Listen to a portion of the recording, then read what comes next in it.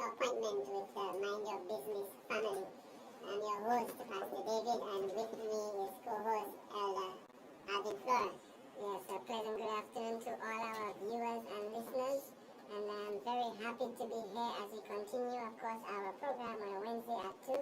So invite your friends, share the link, and let people know that we have a very important conversation to continue on breaking the bystander effect. Right, so I'm very happy, I'm excited to be here this afternoon.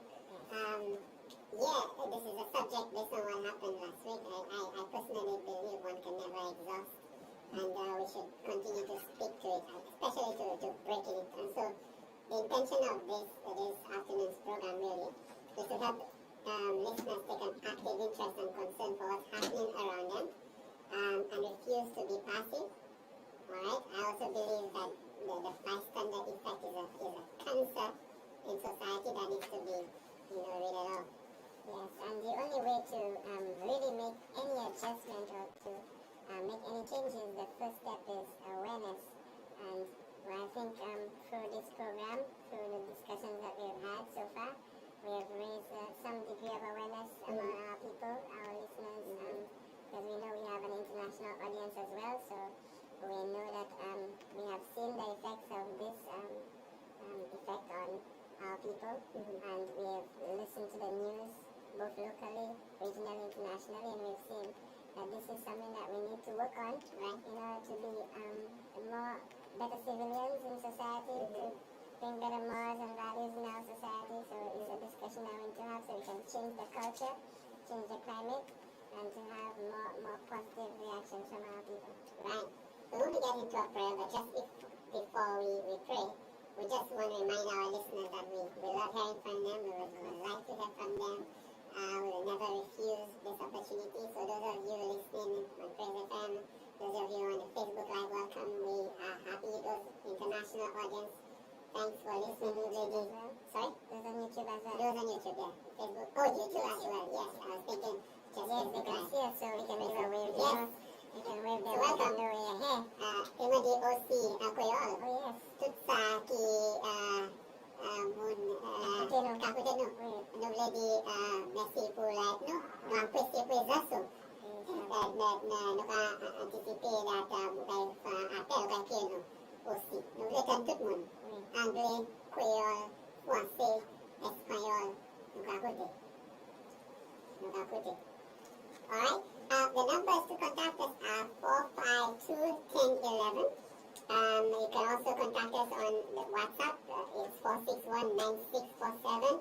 Another floor, imagine you can call us international number. It's 347-384-3153. 347-384-3153. And you can email us at myb.praisefm@gmail.com. Send us, situations.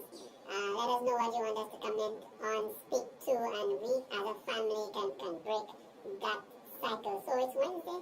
It's a Mind Your Business. Let us pray. Most kind and gracious eternal Father, it's a beautiful day. It's a beautiful opportunity to always be in service for you. We ask for your presence with us here. We ask for your presence, O Lord, with everyone listening at this time. We ask for your presence even in this solution in the international world.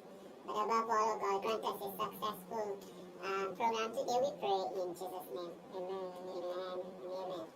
We have been discussing a lot on the bystander effect. I think perhaps everybody now is a professional on what exactly is the bystander effect. You have a simple way of defining it. Well, it's the bystander effect, of course, occurs when the presence of others discourages an individual from intervening in an emergency situation. So as we've said before, the more individuals who are witnessing the event, the less likely someone will intervene. And we're saying this is because of two things. That is the diffusion of responsibility, and you heard the song that was played just before our program this afternoon that everybody said. So somebody will do it. Why don't somebody do it? But we don't normally take the responsibility because we feel that somebody else should take the responsibility. Yes. So we don't feel personally responsible for intervening in that situation. And of course, the last one is the social norms. In other words, because of the general behavior of the people there, you tend to follow that same behavior. So if nobody's getting involved, then probably you won't get involved as well, because you don't want to show the group that you are different from what is happening in front of you.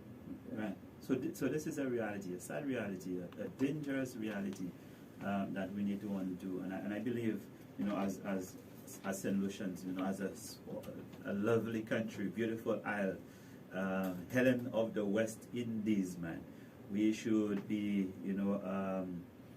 first and foremost in pushing a better society, to break this. Because listen, just imagine last week we got a call from Officer Chico, and then he's saying before the year is over, our homicides will increase. We had one, sadly, and record is broken. Yeah, the record is broken. Mm-hmm. So we're now at 62? Yeah. Yeah, the record is broken, and we are just November has not ended yet, and God forbid we get to 70. I said God.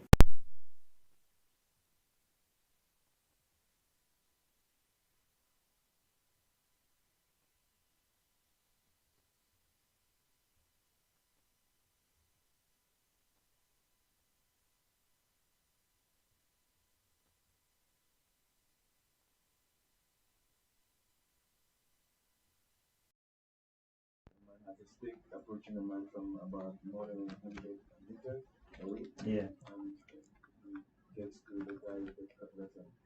And there are people encouraging him to do what he's doing. So we really have a long way to go. Yeah. This is the world we live in, and especially now, the bystander effect. As we near this season, Christmas season, and you're walking into town and all of those things. Listen, your eyes will be open. Because especially now we have people losing their goods, their wallets, and all of those kind of things happening. Fundamentally for COVID, and now that everyone has got a little more desperate, and more. So we really need to, break this curse. And I believe, I'm confident that it can happen, and I know it will, by the grace of God. I know it will.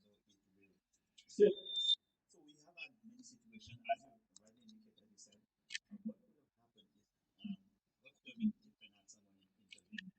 And so we're going to be looking to the other things that have happened, how we could have helped, what could have been done. So that should it happen, and not should, because at one point in time, every one of us would be a bystander. At one point in time. And interesting enough, there are situations we will fall into, and sometimes, even as hosts of NYB, it may not be as easy for us to intervene, because there may be triggers, there may be obstacles, and we can't escape the fact that we are human beings. Can't escape that fact. But something can be done with one person. I'm hoping that the steps that you explore today will help someone assess the situation in a quick time, because I think that's what many of us have, the challenge in assessing a situation in terms of risk before they can quit being a bystander. Right. So I'm hoping that the steps that you explore today will speak to that. Now that you've spoken to the steps, Ella Flora mentioned them last week. So let's take them again, and then we'll speak to what they means in reality.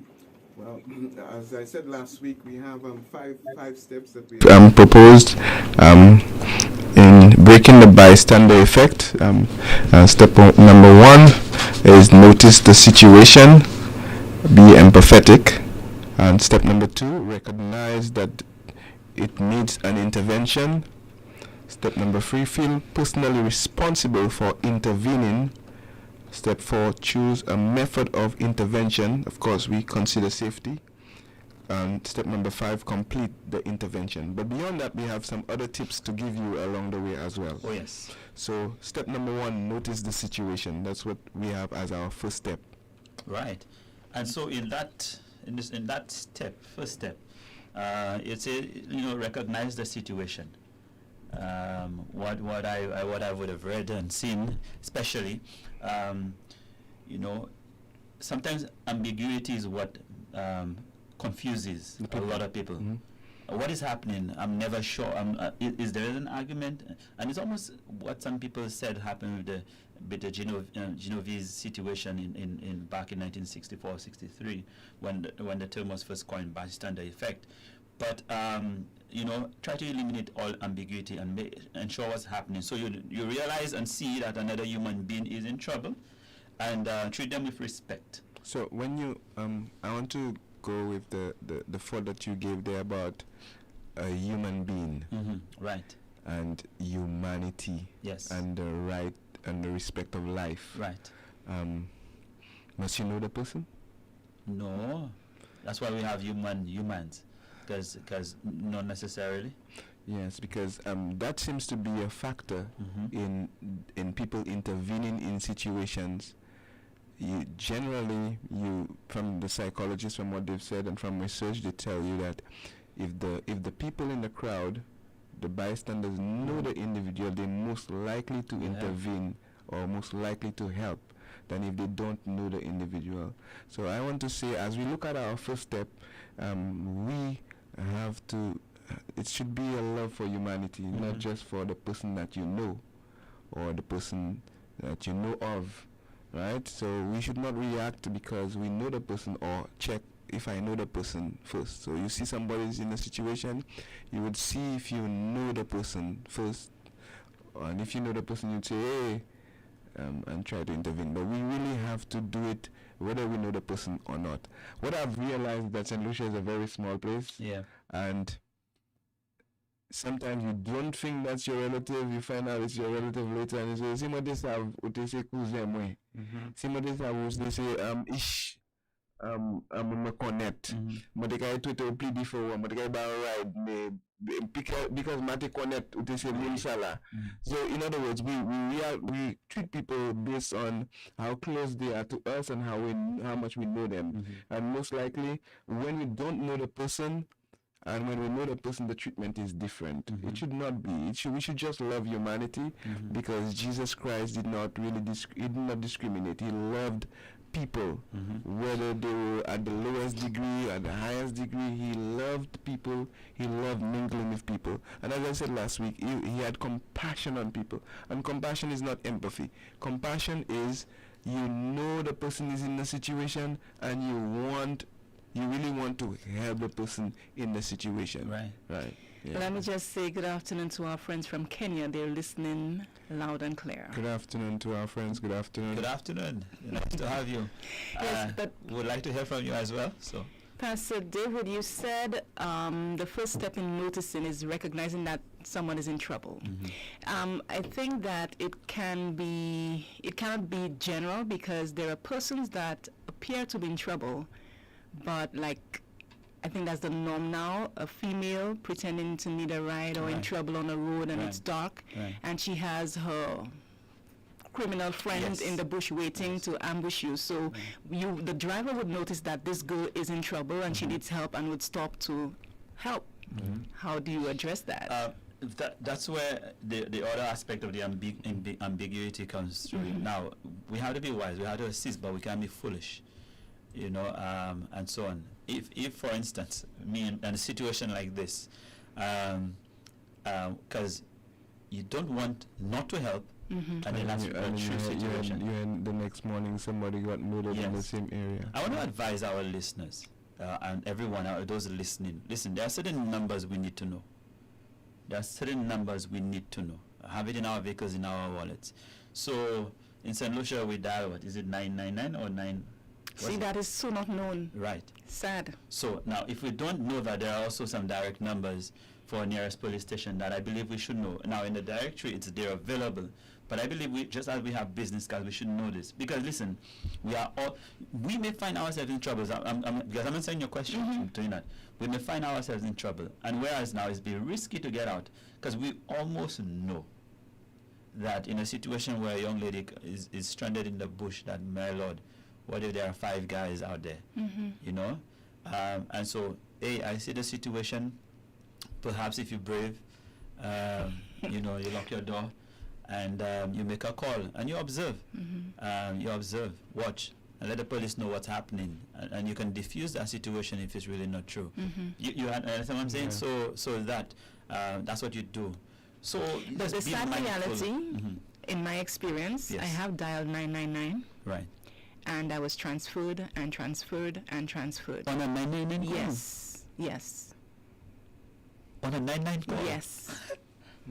Wow. So Even that's to a point where they were giving me another number to call. yeah, so sometimes, and that is the reality we live in St. Lucia, where it may be easier to have a police officer's number, a police officer friend that you can contact. So you go beyond just the. So you have as you said, the numbers that you have a Need list to of know these options numbers. that you have available to you, because there is a situation that we are dealing with in our own context regarding policing and regarding safety and security in our country. So we have to make ourselves wiser by having, a friend, a police officer friend that we can contact. Sadly, but this is the situation that we're in. Yeah. So in a situation like that, I would not. I know what I most likely would do. There's a particular bridge in Choiseul, not Choiseul, well, just before, if you're coming from Vivod, you're entering into PI. There's this narrow bridge Right, there. I know which one. It's only one vehicle can go in. What has been happening lately, or maybe has been happening, but since working in the Choiseul district, I have come to understand that, listen, at a particular time, some guys, what they do, they just block you on both ends. Mercy. So what do? You can't do anything. They're blocked on both ends. There are certain numbers you need to have in a situation like this. Of course, one can be so shocked and frightened that they may not You use freeze and You not do freeze. it. But the point is, you will know unless you get in a situation. Had I had this number, what could I have done? But the point is, it's risky business. It is. And so if I don't have that number readily available, what do? I'm stranded. You with me? I'm stranded. But what you're saying there, it requires that you act before you get in the situation. So you have to be prepared for any eventuality. In that you're not going to look for the number when you reach that bridge. No. You should have that on speed dial. Especially ladies. But that's what I'm thinking as a woman. Especially ladies. I would think, okay, I'm calling, the distance from the police to where I am, all of that would come into my mind and panic me even further. Right. To me, once I'm calling, they could break my glass. I'm thinking of all these things as a woman. Yes. They most likely will. But you dial a number, and God forbid anything happens to you, you're reached before. So in a situation like this, so recognize another human being is in trouble. That does not mean being foolish. It just means being mindful of the situation. Because you and I know that it may be a true situation, but it also can be a situation to lure you into trouble. So be mindful of the situation, and don't go open your door at 11 or midnight and say you're a superhero. Can we reverse the situation? What if you are the person asking for help by the side of the road now? You're talking about me personally? What if now it's not you're not the driver, but you are the person asking for the help? How do you break that effect where persons, instead of coming, you're honestly in a situation, you're stranded, or you're in a difficulty, you're in a challenge, people will not believe because of the history, right? People may not feel safe. How do you go about now letting people know that this is a real situation? Yeah, well, I'm thinking that just like they say in relationship, there is always a red flag that we tend to miss because we are so blinded. I think there would be some sort of expression that is faked. I guess we'd have to have the wise eye to pick it up. But there would be some signs from the person that would suggest don't or do. That's my thought. I'm not sure. I think there will be signs. How do you observe it? How do you see it? With our humanity, there's certain things we'll see. So my question, I don't want to judge, I may not see. But if I was in a situation like that, or ladies in a situation like that, you're genuinely in trouble, I'd recommend that you try to get into the light. Yeah. Try to get to where it's lit, so that no one will look at you in a place in the dark and say, nah, this is too suspicious. So try to be somewhere, try to get to the nearest light, lamp pole, or whatever it is, so that people can see you in the light and can see around you that you're probably not alone. You know. All right, listeners, we're reminding you that you can weigh in on the conversation by calling us live on air 452-1011 or send us your contribution via the WhatsApp platform 4619647 and even via the international line 347-384-3153. Right. So this is the first step. We will come to the second after we take a break.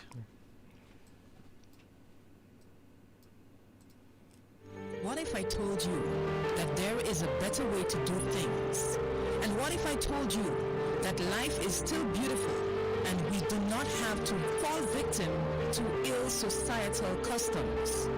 What if I told you that we can turn the hands of time, just not the hands of the past?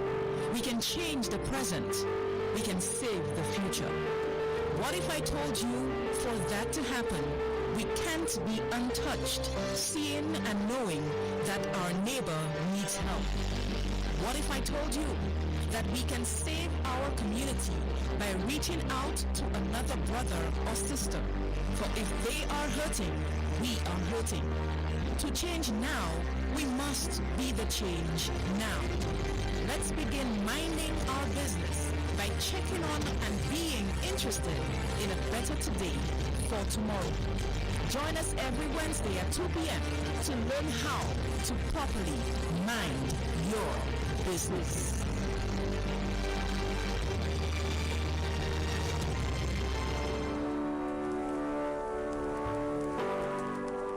Thank you, listeners, for staying, and thank you for being here. Remember, our number is 452-1011. Let's take that call. Right Good away. afternoon. You're on the air. Good afternoon. Good afternoon to you. Wendy, how are you? Good, thank you.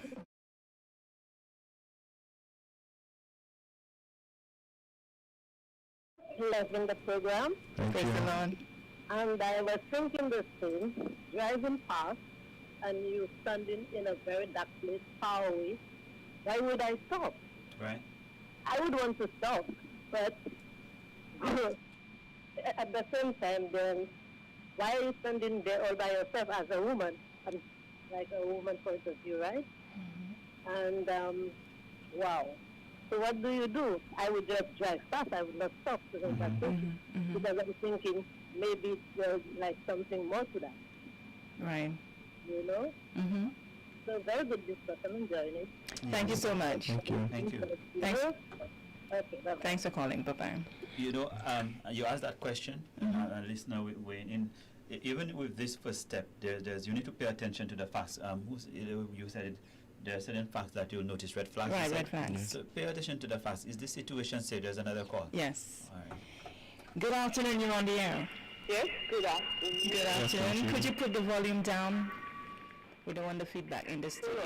Thank you. So as she does that, you were speaking about the red flags? Yes, you need to pay attention to the facts. Hello? You know. Yes, go ahead.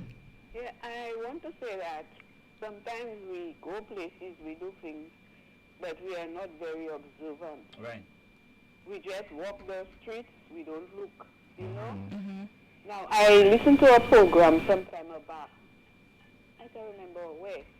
And they were talking about being observant. When you walk in, everywhere you go, look around. Yes. And I've been doing that.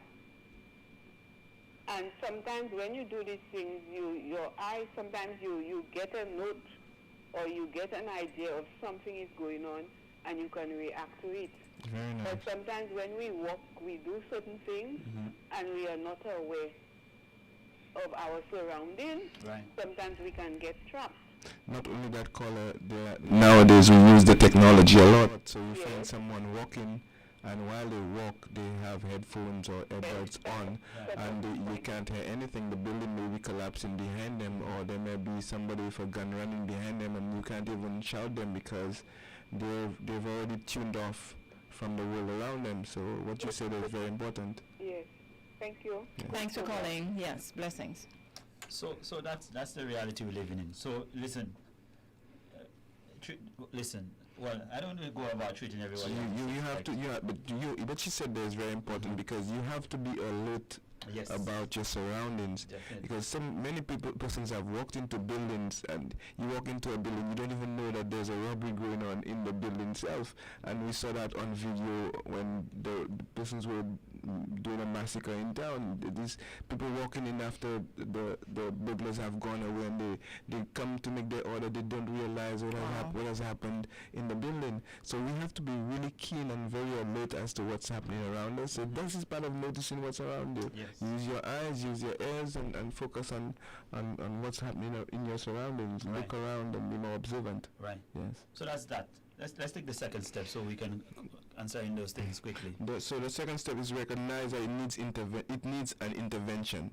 So last night I was listening to the news. I heard that an anonymous person gave some laptops to a primary school I think in District 1. Right. And that's very nice. The person recognized that there's need, noticed that there's a need, right, and the person did not just do that, but the person recognized, okay, I need to do something about what's happening there as well. So the person put themselves out and tried to assist in one way or the other. You remember one of the things of breaking the bystander effect, and I know we're going to get to those points, to those lovely tips. But if one person begins, it will have this domino effect, this ripple effect. So thank God that this person saw the need. I'm not depending on somebody else to do it. This is my responsibility. So he or she owns it. Well, he or she owned that situation. Yes. Had the resources. We don't know how he or she went about getting it. But the point is, they owned the situation, seen the need, they owned it, and paid the attention. That in itself will, how it works in St. Lucia. Yeah. If I open a business down the road, by next week or next month, you'll find 2 or 3 persons joining in. Of course. So it's almost. I'm hoping that this same attitude, can ensue from such a situation, a good deed like that. You said recognize. How do you put number recognize 2?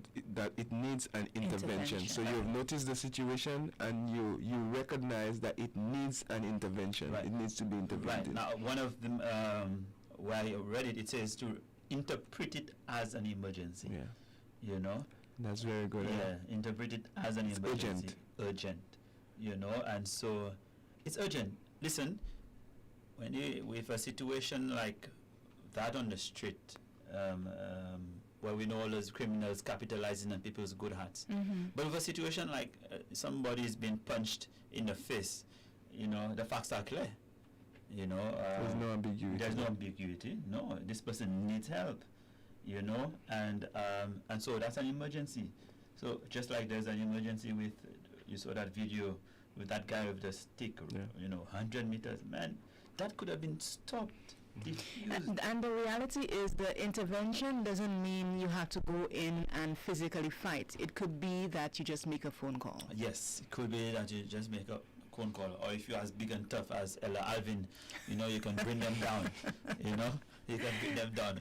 But let me intervene there and save you.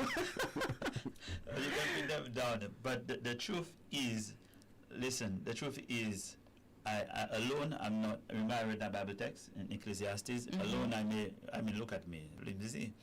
But myself, so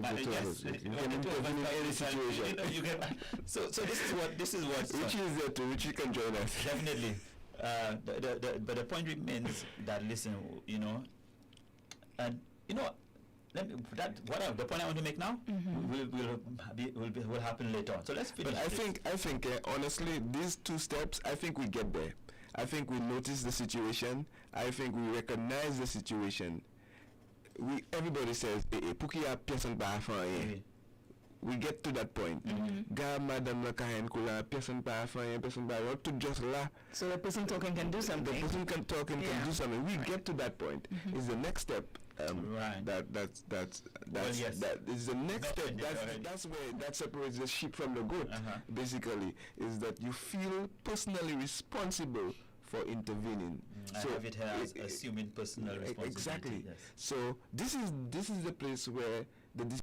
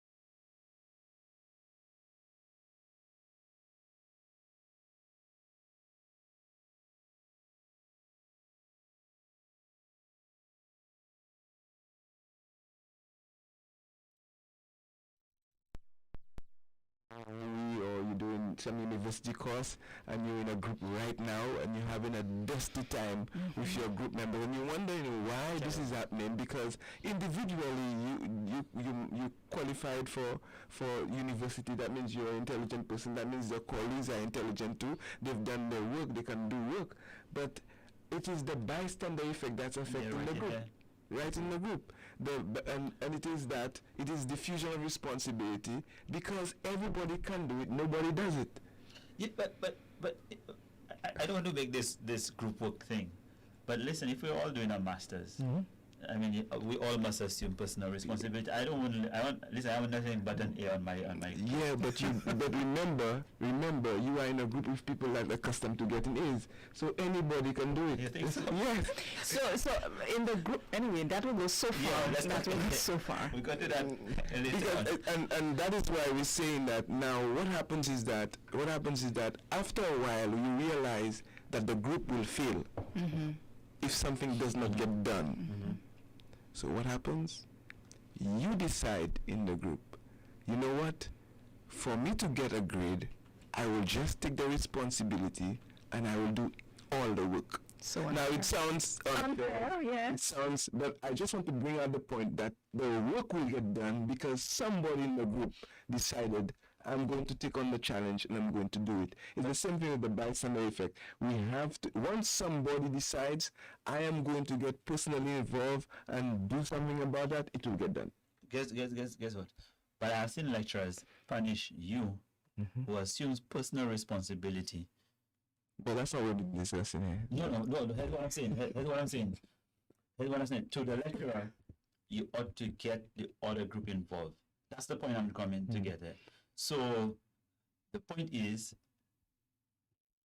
listen, I assume personal responsibility for those. You should get a better grade. No. We leave the group work. I assume personal responsibility for things happening around me. I'm not looking and hoping somebody will. I believe it is my responsibility and I can change it. Now, how then, and again, the tips later on will recognize it now. Already, this is what my new business is about. Again, I have to make that point. So how do you help people recognize that it's our responsibility when you have programs like this? So that people can say, listen, all that is necessary for evil to flourish is that the good people do nothing. All right? So that motivates me. That helps me understand. And for instance, I believe in God. I know God will hold me accountable and so on. So get people to understand, listen, let me use that example. Can I use it? Peter Pan. Sorry, not Peter Pan. Spider-Man. You know the backstory behind Spider-Man? This guy, Peter, he saw his uncle got killed or something to that effect. But the thief, he could have stopped him and he let him get away. And then he meets his uncle later on, and shoots him and he dies. Right, then Peter gets there and he sees his uncle and recognizes and knows who did it. It's the same thief that he did not stop. Yes. So my point is, if you don't stop the situation now, it may very well be the downfall of you, someone you love, or society in itself. Now, that is profound because I can apply this to your example where the person in the group takes on the responsibility and does everything. It could be a selfish approach because you're robbing these persons of being responsible. It's a lesson there. Right. So that same application can be put in that group, but I understand the point you're making. Psychology Today, Susan Woodburn said, if you're a bystander, take action. Someone has to stand up first. In a bystander situation, let that person be you. Okay. So the psychologists are saying that someone has to make the first step, and let us be that person to take that first step, that first course of action. Of course, the life that you save may very well be your life in the end of the day. Right. Well, speaking of that, Margaret Mead says, never doubt that a small group of thoughtful, committed citizens can change the world. So think of the small group committed people is MYB family, Praise FM, or you who begin the ripple effect. Yes. Start now. Let's do it. Start with the small situations we can change and diffuse. And let me tell you, that in itself, as small as it is, will affect the change you want to see in the community. You know, it will affect the change. Yeah, and then these small situations are very well in our faces. It's in our communities. We normally say, person power by sa kafi metel na marijuana, person power fanya about sa, person power tifisa parallel call. Skimen capacity, weeks are going by and this child is not going to school. Nobody's going to do anything about that. So let us be this individual. You may be experiencing or seeing a situation, viewing a situation from your home. You have observed something is happening and you know it needs some form of intervention. Be that person because you've seen it. And if you've seen it, you can definitely do something about it. Now, I just had a situation yesterday. Today's Wednesday, right? Yesterday, during the prayer program, someone called. I'm not using any names because no names were given anyway. But this man said that a brother is having intercourse with her sister. The mother is allowing it. Now the sister is of age to go to the authorities on her own. So I decided to call him afterwards to get more insight into the situation. It's nasty, but am I being a bystander by not doing anything about it? Because you called after?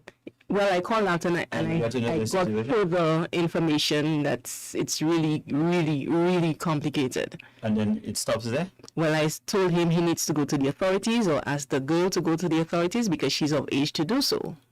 I will do follow up. Sometimes she is the situation in itself has paralyzed her. I mean, she has been. We don't know how long it's been. Mm-hmm. So it's not that she probably that whole what's the word I'm looking for? She probably wouldn't have traumatized. Yes, so Fearful. Maybe she's been threatened. She's dependent on them. Yes, as dependent well. on someone. What are you going to do for your life? Who's going to feed you? Who's going to take care of you? So he doesn't want to do it, but we have to get him to do it. And perhaps if an officer is listening, they can call so we can let him know who to call. No, but that's the reality. Okay. That's the reality. I don't think I was being a bystander because I actually took his number to call him after the program. Yeah, you did, but you didn't follow up on him too. It's only Wednesday. No, I mean, I just said. So you give it by tomorrow. You give him a call, but you have done well. At least you didn't. You called him after, and then you are now involved. Yeah, it's a very good thing. You could have said somebody else will do that or somebody else will take it on.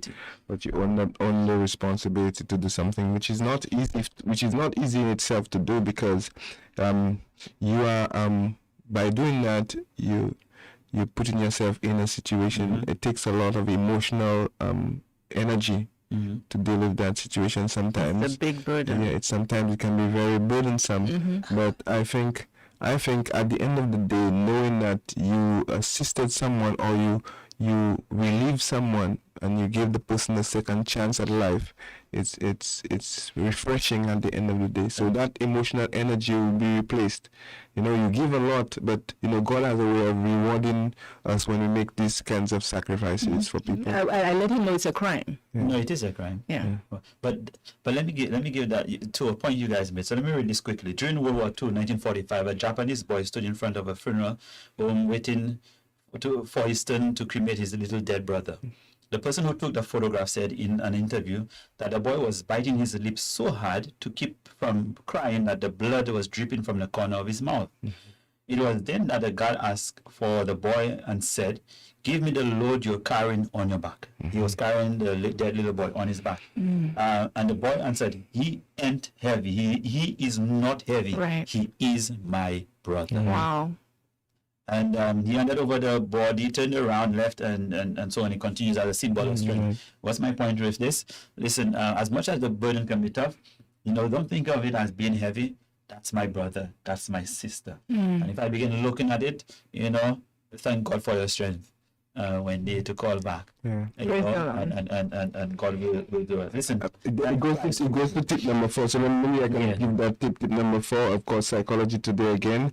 Try not to worry about the consequences of helping. It's true that people who intervene in an emergency may be putting themselves at risk, and we're not talking about just emergency situations, but risky or life-threatening, or in terms of the person's emotional state of mind as well. But the alternative alternative is to spend the rest of your life wondering if your actions might have saved someone else's life. Right. So instead of thinking of what you're going to lose, think of what you're going to gain by putting yourself out there and trying to intervene and trying to help someone else. So don't think about losing your life. So if you cannot swim, just jump in and save I someone. won't say that. Okay. You can get away. It's just That's one. That's one of the reasons, or tube or something. That's one of the reasons why that's one of the reasons why people don't intervene. Also, the perceived cost. The cost. Yeah. You know, what's going to happen to me? How much will I have to get involved in this thing? I was minding my business. Now I have to go to court. I have to do this. I'm losing my work. I'm losing my time. It's not worth the risk. But listen, to save a life, can you put a value on it? You know, and sometimes I get to the point that people have stopped intervening because maybe lack of appreciation. well, there is a value. Yes, there's a value. Let me hear you. The blood of Jesus. Amen. That's good enough, and that's why we should intervene in situations like this. Callers, don't forget, we are waiting for 5, 10, 11. Weigh in on the discussion. We know that God allows certain things for His glory. So sometimes when it comes to He does not give us what we cannot handle. So we are believers of the word. So when we encounter these situations, we must have confidence that God put this in my hand because He knows I'm capable of dealing with it. Besides, it's not in our strength. Yes. It's in His strength because He's the one who is our sustainer. He's the one who is our provider. He's the one. So He's the one leading us. So it's not in our strength, but it's in His strength too. So whatever we get to face, we don't carry ourselves. Is God carrying us through? Amen. So we are capable, and we'll make it through. Amen. Yeah, because He's in control. He's in charge. Amen. So we've seen 3 steps so far. Yes. Okay, let's take a break. We'll come back. Are you seeking for a closer walk with God? Do you desire a closer relationship with Him? Well, tune in to Praise FM 98.5, 92.5 or praisefm.org at 5:30 a.m. and at 9 p.m. Monday to Friday for the Daily Lesson Bible Study with Pastor Winston Charles. Tune in and be blessed by these wonderful lessons done in both English and Creole. 2 Timothy 2:15 says, "Study to show thyself approved unto God, a workman that needeth not be ashamed, rightly dividing the word of truth."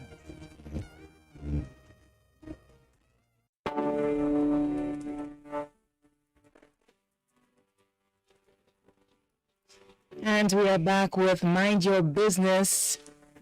We have already established 3 steps that we can take in breaking the bystander effect. We have a contribution on the YouTube platform.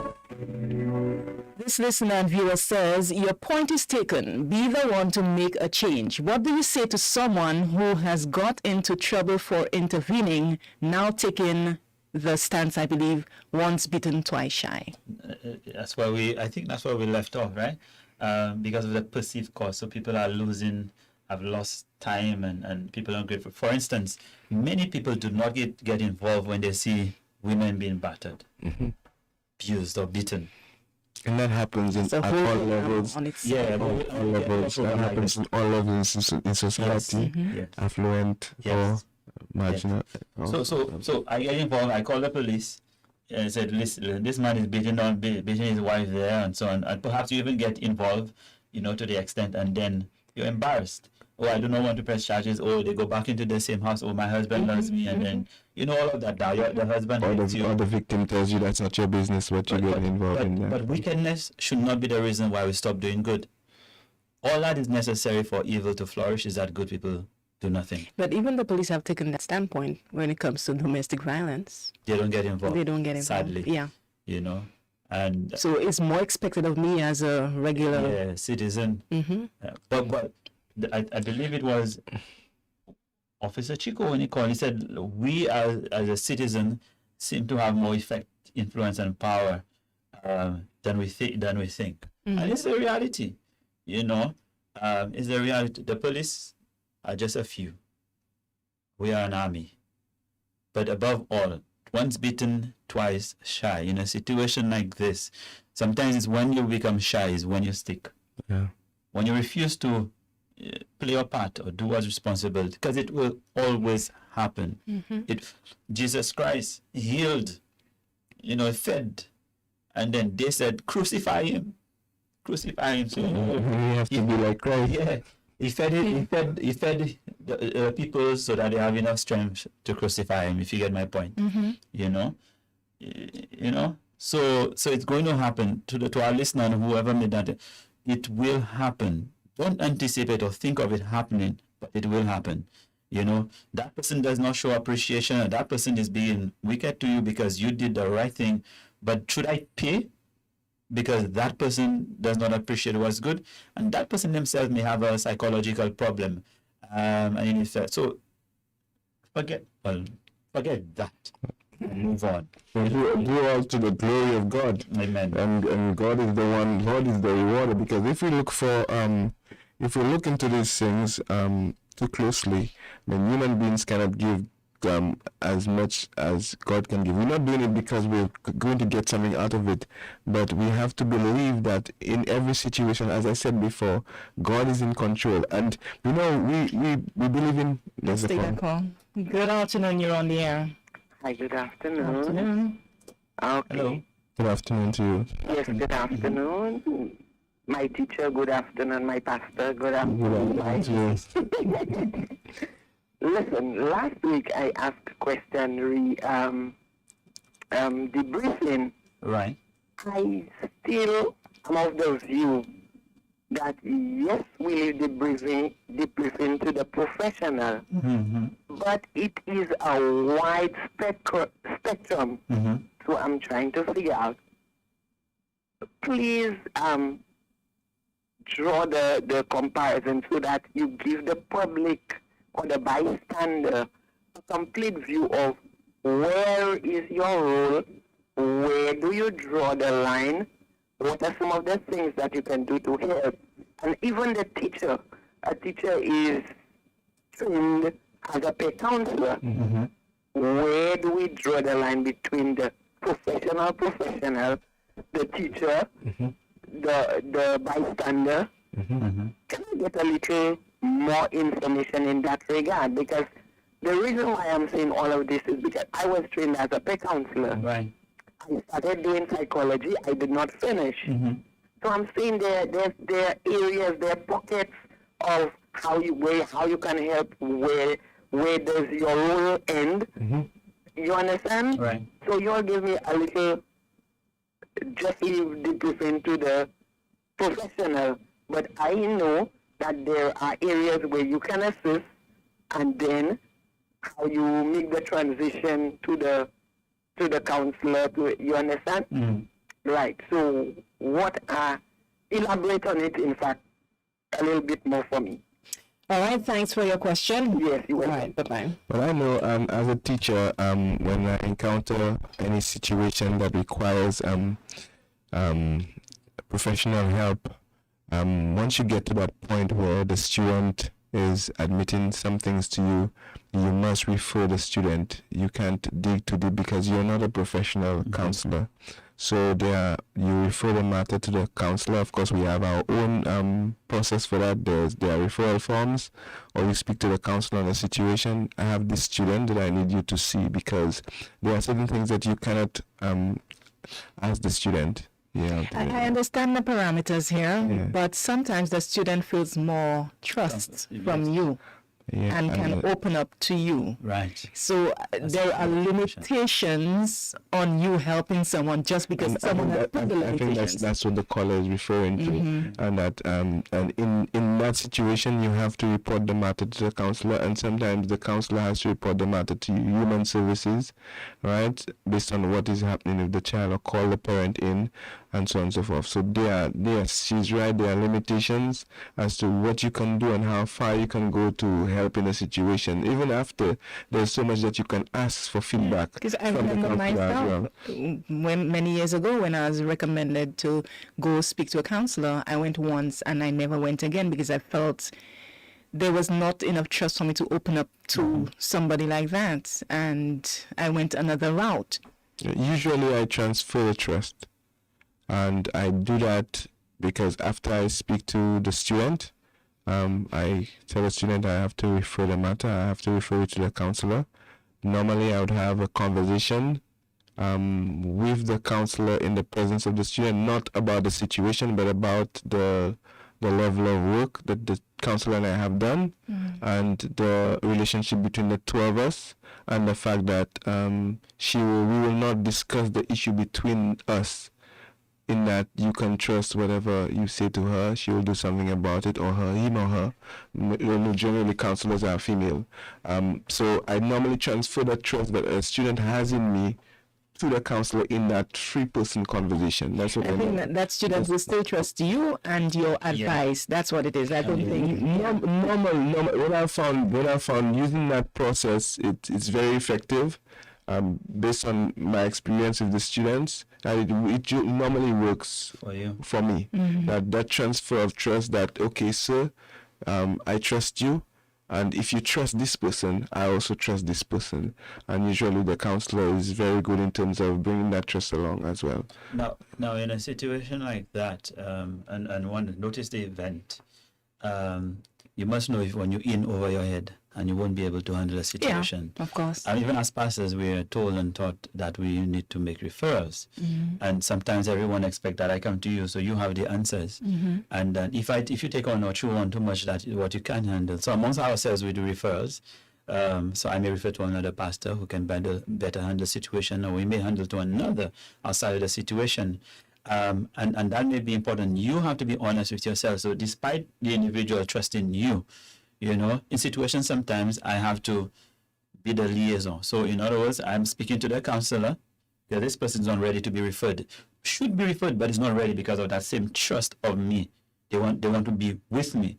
So I speak to you as the counselor, and that information I use it and convey to that individual, not knowing until eventually you can bring them in. So it's not about just passing over, but recognize you in over your head and really and truly, refer. So in the teacher-student issue, it seems like being a bystander comes with the profession. I wouldn't say that. It's I wouldn't say that. I believe that because you can be a bystander by not. You can see that the child is being abused. You can see there's something wrong with the child, and not do anything. You cannot say anything. You cannot report it. And I'm sure there are persons who have done that before. They can see, and like we discussed a while ago, people say that's too much for me. I'm not getting into this thing with the student. I came here to teach, and this is what I'm doing. I'm teaching, and you don't get involved. But there are steps that you can take to help the student, and by taking these steps, you're not a bystander. You can even do a follow-up. You can go to the counselor because you're not asking for information or detailed information on the case. You're asking, is the student coming to you, and so on and so forth, or what's the matter, what's happening in the situation? Can you give me an update? They'll tell you the student is in that situation, in that case, and without giving you any personal details as to what is happening. Referring individual does not make you a bystander. You got involved. You have done well. No, in the case where he's able to do something for the child beyond his capacity, yes, he's told to refer the child in spite of. Well, that's what I'm saying, in his profession. But that is done to protect you and to protect and the institution. And the institution. These things are done because we know of situations where sometimes because you've overstepped your boundaries, you get yourself in trouble because of that. And we know about relationships developing because the person is vulnerable in your presence. You yourself have your own vulnerabilities, and you find yourself in a situation that you're not supposed to be finding yourself. We know of this situation happening, and sometimes it starts when somebody opens up to you. Right. I remember traveling home from New York, and on that flight I was throwing up like crazy, and the air hostess announced, is there a doctor on board? And there was a doctor, but he was on vacation and he didn't have his ID, and they refused to allow the doctor to see me. So I stayed on the flight just throwing my guts off, and nobody attended to me. Yeah, because how would they know? How would they know what that He's is? a doctor. Certified? Yeah, and so on. I don't know. So, But all I needed was help. Yeah, but you're thinking is that you getting the help. The organization is thinking, what if something happened to you? What if you die? What if But that's a reality. I got to a country, not St. Lucia, of course. As soon as I got into the country, got off the plane, got into the taxi, I was told, you know how you guys are in St. Lucia, Pastor? Well, of course, I wasn't a pastor at the time, but they know I was going to school. They said, listen, 2 things I want for you. If you ever preach here, don't speak on certain things, 1. And 2, if you see someone falling, someone fell, or someone is at the side, or someone is carrying the load, don't just go and take it, because that may just be a lawsuit waiting to happen. Because you move that individual and they sue you. Or you moved me, you broke my waist, and so on. So that's what society has become. And that's why you have the bystander effect, because what society has degenerated. Yes, you understand? Society have created the situation to have bystanders. So I don't want a lawsuit, and even as a first aider, but we must be fair. That's the 4th one. Give me the 4th step. The 4th step is choose the method of intervention. We must understand in a situation that, for instance, if you see someone lying, just got into an accident, I'm not certified. Well, I'm certified. This one is obvious. No. For me. This one is obvious for you. I wouldn't touch the person. But people who the natural proclivity is to assist them to help, they run and help. But you may be causing most likely more damage. Exactly. So not helping does not make you a bystander, but choosing the right method to assist puts you far above. So you call 911. Not 911. but you call the. See what you remember? Yes. 911. But you're right. That's another thing. You have to bring one of the to deal with these numbers and the situation. But my point is, choose the right method. So being a bystander does not mean how to get your hands in. Right. You can get your phone in, your mouth involved, and all of those things, but choose the right method. But for you to do that, again, we're saying that you have to be, there's certain level of awareness and alertness you must have. Let's take that call. Okay. Good afternoon, you're on the air. Hi, good afternoon. Good afternoon. Afternoon, pastor, teacher, counselor. Good afternoon. Thank you, sir. Good afternoon. The program is always on my attention. I'm always listening. Very interesting, informative. I just wanted to throw a question. All right, let's see. A situation where you have a child, say, a male child who is not 100% normal, who the parents neglect them, and find themselves in a situation where somebody has taken them in, male, and the teacher at the school observes something wrong with that child. But when they examine the child, the child was in pain, realized that this boy had been sexually abused by the caretaker or the person who takes the child as in terms of caring for that little child. By seeing that, the teacher now would have a conversation with the child one-on-one to try to find out what is going on. It's the teacher's duty to report. But the child is screaming and pleading with the teacher not to report, don't tell anyone. Because if that child has been abandoned and the only person that child trusts is the person or the person who the abuser, the child, the caregiver. What in a case like that, when you're thinking of that, report that child, you put that child in the system, and the child is thinking of that. In a case like that, that child has trusted the individual, and you beg your child. What do you do? I'll listen of it. Thanks for your question. Now we recognize the child needs help, but do you recognize that the abuser needs help? But you still kind of leave the child in that situation because all the child is seeing now, but you're looking into the future. That child can be traumatized for life if you leave that child there. So you have to take that child out. The child is already traumatized. Yeah. Because the fact that so you don't want it further. Yes. The mere fact that you don't want me to report because your abuser takes care of you. I mean, and as a child, the child does not well, some even adults can perceive. You know, But that child has a warped sense of what trust is. exactly. So exactly. This is the work of abusers, how they work. They gain the trust and they use fear as a weapon to destabilize the victim. Right. So as a teacher, you can't even go too deep as to what the child tells you. You know, once you get into certain realms that you have to report it. You have to report the matter to the relevant authorities.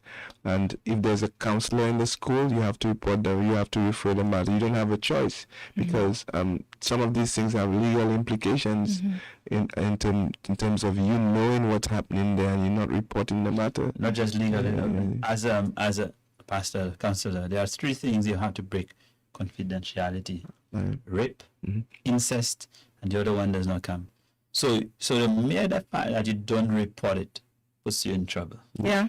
Because it's a crime. Yeah. Now, but I don't want us to get to the point where, well, that's kind of good, but I don't want us to report, because if I don't report, then I will be arrested or charged. But I'm reporting because I recognize this person needs help. Yeah. You understand? Yeah. Let's take that call. Well, okay. Good afternoon. You're on the air. Yes, introduction. I just want to say, just want to win. Hey, gentlemen, you're doing a fantastic job. Thank you for showing you as well. Oh, thanks. I'm just on a lunch break, so I'm about to return. But I think there's just a little thing I wanted to mention. I see you're not going the right route, but you also have to calm the child's fears. Yes. Yeah, because you remember there are strong reasons why the child doesn't want, you to report the matter. So it's about helping the child out, alleviate the child's fears, and helping the child to know that you have their best interest at heart. Yes. And try to work with them until they have calmed down a bit. And there are also techniques to help the person calm down. Yes. So it's about helping them to calm down and then report the matter to the authorities expert that might be able to, expert who might be able to address the situation. In the case of the school, it's your school counselor.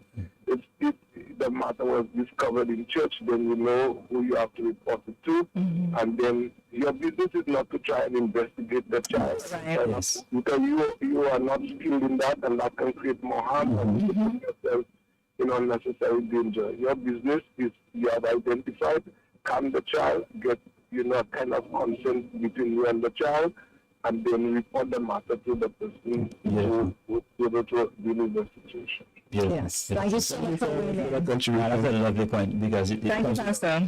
Thank you, Pastor. Because you don't want to see this person as a case. That's a human needs, and needs to be, because and I'm passing you on or throwing you off. Yeah. And then where's the love and concern that is needed for that situation? So that's a lovely answer. Yeah. And that's how we must see. That's where the first one recognize another human being. Another human being needs help. So do we have one last step? And because I'm the manager, I'll give you 5 more minutes. Just before the last step, and what Pastor Leroy said there is very important. You're not just, it's not an item. It's not something on the shelf you're passing. This is a human being. Right. And, the trust issue is very important. So what you say is very important. And you have to develop that skill inside of you, especially when you work with students and you work with other people, to be able to transmit the trust and care, and so that the child has faith and belief in what you're doing for them, right? So even though they don't know the next step and they have these fears, they still believe that you'll do what is in the best interest for them. But even in some fields, because my sister is a counselor, therapist, one of them, psychologist, yes. And she's been told by the company she works for, do not get attached to anyone. How could you not? Yeah, that's what they tell you. I mean, become a robot whilst helping? Pastor Alfred said something, I don't remember exactly, but his point is, there are skills you need to develop, So that's tough. So that's a skill that will need to be developed. Maybe easier for others, for one than for another. But it's a skill. So some person will look at that person as heartless or whatever, but it's a skill that needs to be developed and thing. So it can happen. I think that For me, it becomes easier. It just was touched with the feeling of our infinities. Compassion. Yeah. That's what you said a while ago, compassion. I think it becomes easier. I will not say easy, because it's never easy to see somebody suffering. You see you trying to help the person. Sometimes it doesn't work out. It becomes easier when you put yourself in the person's situation and you really develop an awareness for human suffering, what people are going through, and to imagine yourself in the situation itself, right? And see what the person sees, feel the person's fears, the person's apprehension, and it allows you to say things differently and to approach things differently, right? Not to rush too much, not give too much emotion. Listen to the person, what the person is saying to you. Listen intently to specific words that's being said to you as well, so that you can pick up some things inside of it. But like Pastor Alfred said, it's not your job to investigate. What you're trying to do is to have the person believe that you're making the right move and have the trust that the person can remove away from their fears into a next step to get them out of the situation. I'm thinking now, I'm actually, here's when I'm attached already. If I had to listen and this child was not normal and being abused, that's on my mind. Right. And that child needs assistance. And that abuser who may have been be abused herself needs assistance, and unfortunately whatever. So listen, that needs intervention, and it needs intervention. There's something that he said that really struck me. The fact that the person who took the boy, it doesn't appear that they took the boy legally. They didn't go through the right channels. They didn't. But the person took the boy. Now, I do not want to weigh in on this because you don't have all the facts. Yes, because the person took him to help. Person could have taken the person to help. Now you see, I'm seeing your expression. Yeah, because the person truly could have taken the person to help. And that's the point I made a while ago, that we too have vulnerability, right? And we have to be aware of our vulnerability. Right. That when we in a situation, we may be putting ourselves in a situation where we get ourselves hurt too. Yeah. You know, for me as a pastor, and they'll tell you, so in a situation where, for instance, I'm dealing with a lady, you realize there's feelings and attraction and so on. What's the wise thing to do? You refer to it. You get it out. But your vulnerability depends on what you're dealing with at the time. You may not want to lose that. And that puts you. This is the point I'm making. I don't want to lose whatever is being transmitted. The opportunity. The opportunity. Whether it's the opportunity, whether it's the feel-good factor, and so on and so forth. And that's what normally puts people in trouble. And this is one thing that people have to recognize too. They themselves have vulnerabilities that may expose them to certain things, and you have to be strong enough to say, I need to be a professional and to refer this matter because this is going where it should not go. Don't wait until you only get in the situation. Listen. When boxers, Muhammad Ali or Mike Tyson would have gone into a match, that's sometimes a whole year in advance. They don't start training on a week before, or when they get into the ring, they say, hold on for me. Yeah. No. They start training from the year, the moment they know. In fact, they're always training, but they're always training because for that match which comes in a year. My point is, we know we will always find ourselves in situations where we have bystanders. Me as a pastor, I know there are a lot of situations I can fall into. So I must learn the tricks now. I must learn what to do now. So that should I fall, I'm already empowered, to do it. I know my vulnerabilities. I know, my vices and biases and all of those things. So I get trained now, like any one of us. Well, should we fall into that situation, we are already better equipped. There's so much to be said on that because I'm so happy we have a teacher because look at students who prepare for exams. They do well throughout the term, but when it comes to the exam, they do not know how to apply what they have learned. Having the tools and being on the job kind of thing is two different things. But final thoughts, we out of time. The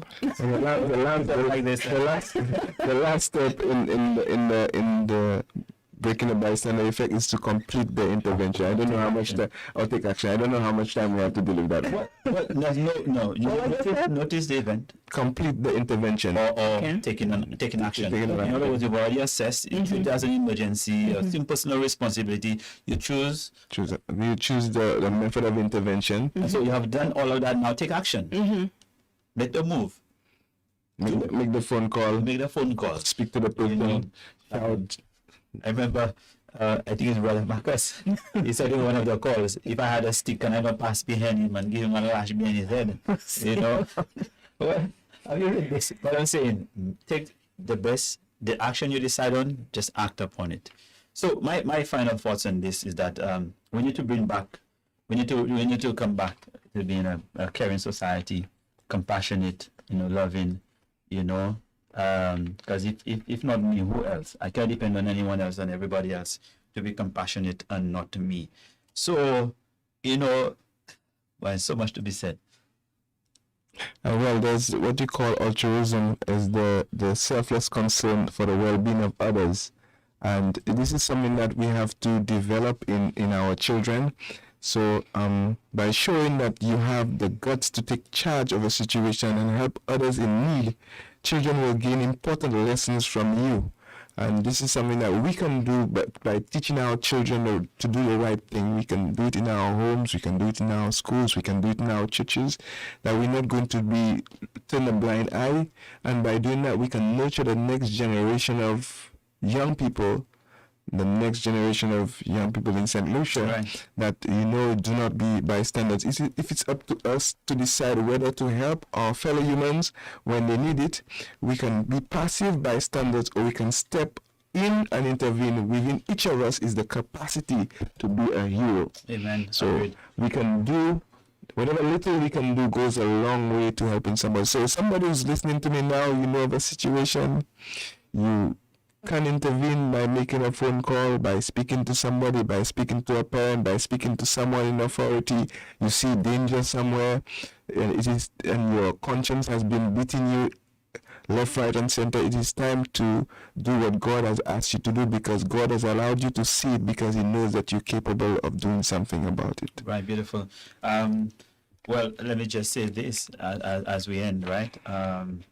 We want to hear from our listeners, even outside of the program, yes. myb.praisefm right. At gmail.com. Let us know your situations. And we need to bring... By the way, if MYB receives any information, then they have to report it to her. You know that to her. So if you have any situation you are going through, and you need somebody to speak to, and you have a situation, we're not talking about things that you've seen, because we go through our own struggles. Right. So if you need somebody to talk to, send us a message and we'll see how we do it. Not just here. We'll give you the steps. When we come back next week, we'll give you the tips. And as we end, remember, wherever you go... But before that, share with them what's happening next week. I don't know, but we want to bring in next week, God willing, we're going to be having someone from Ministry of Education. Yes. All right. I can't say who. It's not confirmed It's not confirmed yet. Mm-hmm. So next week, God willing, we're going to have someone. You're going in my alley. Yes. Yes. So we're going to have someone here who's going to speak, and I'm happy of those two situations, the two last situations. Exactly. Yeah. About the child, yes. and they're going to speak to us through that, how we can act better even from them as a professional. Mm-hmm. So tune in. Be sure to come in next Wednesday at 2. Share the link. Let people know. Watch for the flyers and all of those things. And can I now say? Remember. Let's thank our viewers and the YouTube viewers and Facebook viewers, whether you're in Kenya or England or wherever you were listening or viewing our program. N'importe côté où tu es, qu'à côté nous, après midi, nous voulons dire merci à Chai pour tout au dépassé avec nous, et nous voulons dire qu'on l'autre semaine encore venir ici à côté nous aussi. Merci. Thank you all for now you can say it. I don't need to thank them. No. Right. So remember, wherever you go and whatever you do, mind your business. Thank you for tuning in. We hope that this program has helped you to understand a little more your God-given responsibility to care for one another. Join us next Wednesday at 2 p.m. for another episode on Mind Your Business with Pastor Leroy Davis.